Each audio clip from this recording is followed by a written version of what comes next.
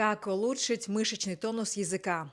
Когда у нас ленивый язык, это может быть причиной храпа. Ну вот смотрите, чтобы имитировать храп, достаточно открыть рот и расслабить язык.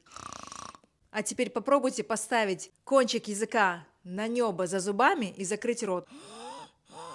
Так вот, чтобы не храпеть ночью, нужно, чтобы ваш язык не западал, а оставался на небе за верхними зубами, а также нужно спать с закрытым ртом. Меня зовут Карима Джам, я тренер по дыханию, закаливанию, коуч и биохакер.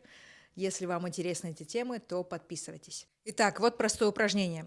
Вы давите языком на щеку, в левую, потом в правую, потом тянете язык вниз, потом наверх и вперед. Всего 5 движений.